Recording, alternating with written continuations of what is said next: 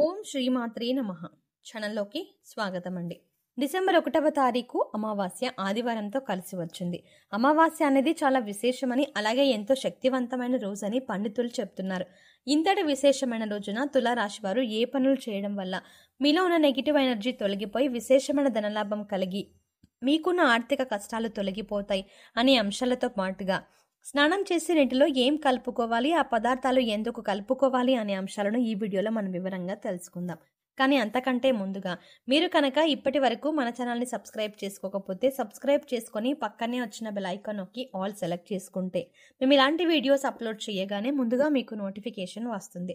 ఇక వివరాల్లోకి వెళ్తే, ముందుగా అమావాస్య రోజు ఏ పనులు చేస్తే అదృష్టం కలిసి వస్తుందో, ఏ పనులు చేస్తే దురదృష్టం కలుగుతుందో తెలుసుకుందాం. అమావాస్య చాలా శక్తివంతమైనది. అమావాస్య రోజు కొన్ని పనులు చేస్తే అదృష్టం బాగా కలిసి వస్తుంది. అమావాస్య రోజు ఎవరైనా సరే సూర్యోదయానికి పూర్వమే తలస్నానం చెయ్యాలి. తలంటు స్నానం చెయ్యకూడదు. తలస్నానం అంటే కేవలం నీళ్లు తల మీద పోసుకొని తలస్నానం చేయాలి. ఈ తలస్నానం చేస్తే చాలా మంచిది అమావాస్య రోజు. అయితే అమావాస్య రోజు మధ్యాహ్నం పూట నిద్రపోకూడదు. మధ్యాహ్నం పూట నిద్రపోతే దరిద్రం చుట్టుకుంటుంది. ఈ రోజు విశేషంగా లక్ష్మీ పూజ చేయాలి. అమావాస్య రోజు చేసే లక్ష్మీ పూజను ఐశ్వర్య లక్ష్మీ పూజ అంటారు. ఈ పూజ చేయటం వల్ల ఆర్థిక సమస్యలన్నీ తొలగిపోతాయి. అమావాస్య సందర్భంగా అన్నదానం చేసిన, వస్త్రదానం చేసిన విశేషమైన శుభ ఫలితాలు కలుగుతాయి. అలాగే అమావాస్య సందర్భంగా ఎవరైనా సరే ఎడమకాలికి నల్లదారం కట్టుకుంటే చాలా మంచిది. అమావాస్య రోజు ఎడమకాలికి నల్లదారం కట్టుకుంటే ఎదుటి వాళ్ళ ఏడుపులేవి మీ మీద పనిచేయవు. దిష్టి ఉండదు, నరపీడ ఉండదు, శత్రు బాధలు తొలగిపోతాయి. ఎడమకాలికి నల్లదారం అమావాస్య రోజు కట్టుకోవాలి. అలా కట్టుకున్నట్లయితే మీకున్నటువంటి దిష్టి దోషం మొత్తం తొలగింపజేసుకోవచ్చు. అలాగే అమావాస్య రోజు రాత్రిపూట భోజనం చేయకూడదు. అమావాస్య రోజు ఉపవాసం ఉండాలి. కేవలం పళ్ళు పాలు మాత్రమే ఆహారంగా స్వీకరిస్తే చాలా మంచిది. అలాగే అమావాస్య అంటే సూర్యుడికి చాలా ఇష్టమైన రోజు. అందుకే ఎవరైనా సరే అమావాస్య సందర్భంగా సూర్యుడికి ఆర్జం ఇస్తే, అంటే సూర్యుడికి నీటిని సమర్పిస్తే జాతక దోషాలు తొలగిపోతాయి. అంటే రాగి చెంబులో నీళ్లు తీసుకొని ఆ నీటిలో ఎర్ర పుష్పం, చిటికెడు కుంకుమ పువ్వు, కొద్దిగా గంధం కలిపి తూర్పు వైపు తిరిగి ఓం సవిత్రే నమః అని 12 సార్లు జపించి సూర్య భగవానుడికి ఆర్జం ఇచ్చినట్లయితే విశేషమైన ఫలితాలు కలుగుతాయి. అమావాస్య సూర్యనారాయణ మూర్తి పుట్టినరోజు కాబట్టి సూర్యుడి అనుగ్రహం వల్ల సకల శుభాలు కలుగుతాయి. అలాగే పితృదోషాలు, పితృశాపాలు తొలగిపోవడానికి అమావాస్య రోజు ఒక ప్రత్యేకమైన విధి విధానం పాటించాలి. మీకు దగ్గరలో రావి చెట్టు ఉన్నట్లయితే రావి చెట్టు దగ్గరికి వెళ్ళి రావి చెట్టు మొదట్లో ఆవాల నూనె అంటే మస్టర్డ్ ఆయిల్ ప్రమిదల్లో పోసి 8 ఒత్తులు విడిగా వేసి దీపాన్ని వెలిగించాలి. అమావాస్య రోజు ఎవరైతే రావి చెట్టు దగ్గర ఆవాల నూనె దీపం పెడతారో వాళ్లకు ఉన్నటువంటి పితృదోషాలు, పితృశాపాలన్నీ తొలగిపోతాయి. అలాగే అమావాస్య సందర్భంగా నవధాన్యాలకు సంబంధించిన ఒక ప్రత్యేకమైన పరిహారం పాటిస్తే లక్ష్మీ కటాక్షం చాలా సులభంగా కలుగుతుంది. నవధాన్యాలు అమావాస్య రోజు నానబెట్టి వాటిని లక్ష్మీదేవికి నైవేద్యంగా పెట్టి వాటిని పరిశుభ్రమైన ప్రదేశంలో మీరు చల్లినట్టయితే, అలా వాటిని మొలకెత్తిన తర్వాత మనం గోవుకి ఆహారంగా తినిపించినట్లయితే అమావాస్య రోజు నవధాన్యాల పరిహారం పాటించడం ద్వారా ఆర్థిక ఇబ్బందులు అనేవి తొలగిపోతాయి. అయితే అమావాస్య రోజు ఈ ప్రత్యేకమైన విధి విధానాలను పాటించండి. అమావాస్య రోజు కామ్యకర్మలేవి చెయ్యకూడదు. అంటే కోరిక కోరుకొని చేసేటువంటి కార్యక్రమాలు ఏవి కూడా చెయ్యకూడదు. ప్రధానంగా దానాలు చేయటం, నువ్వుల నీళ్ళలో వేసి దక్షిణ దిక్కుకు తిరిగి పితృదేవతలకు తర్పణాలు ఇవ్వడం, ఇలాంటివి చేస్తే పితృదోషాలు తొలగిపోతాయి. అమావాస్య రోజు అద్భుతమైన శుభ ఫలితాలు సిద్ధింపజేసుకోవచ్చు. అలాగే అమావాస్య రోజున బకెట్ నీళ్ళలో ఏది వేసుకొని స్నానం చేయడం వల్ల మీలో ఉన్న నెగిటివ్ ఎనర్జీ తొలగిపోతుంది. అలాగే ఈ పదార్థాలలో బకెట్ నీళ్ళలో ఎందుకు కలుపుకోవాలి అనే అంశాలను ఇప్పుడు తెలుసుకుందాం. ప్రతి ఒక్కరు కూడా ఆ భగవంతుడి ఆశీస్సులు మాపై ఉండాలని, జీవితంలో గొప్పగా ఎదగాలని కోరుకుంటారు. మరి ఆ దిశగా అడుగులు వేసేందుకు తమ వంతుగా ప్రతిరోజు పూజ చేస్తూ ఉంటారు.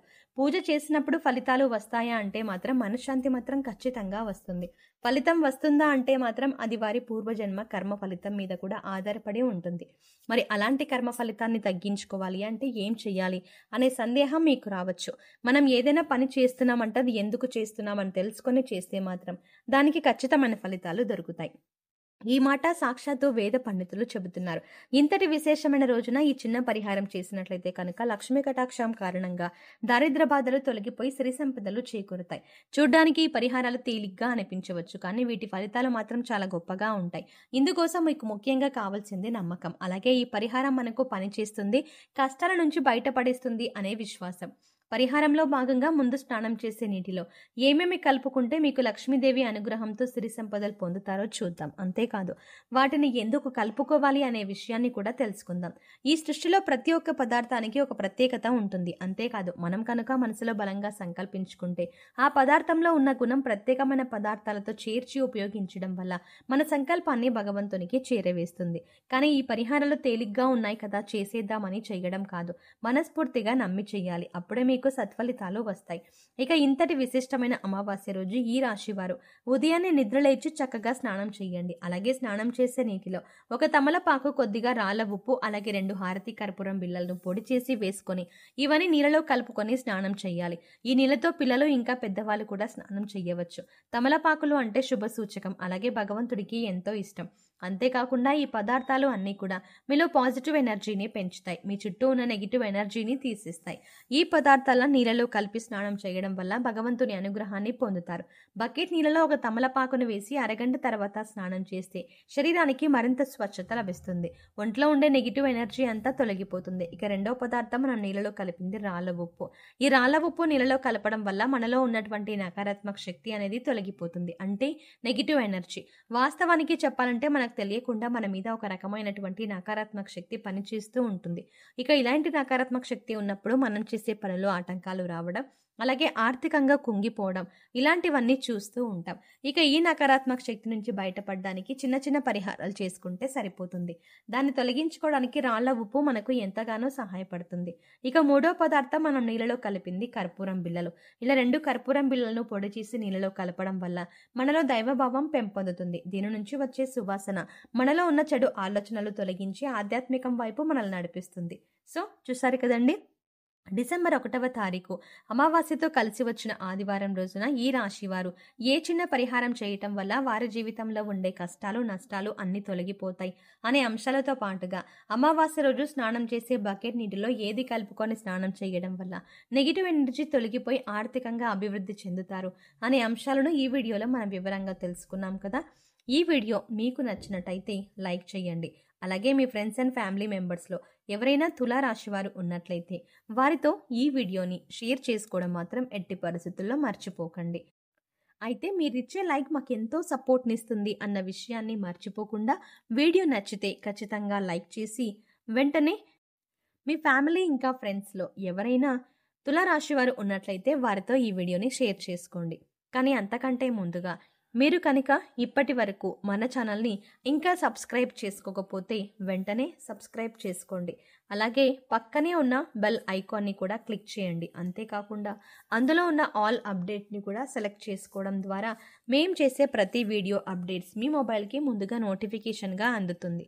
మరో చక్కటి వీడియోతో మళ్ళీ కలుద్దామండి. ఓం శ్రీమాత్రే నమః.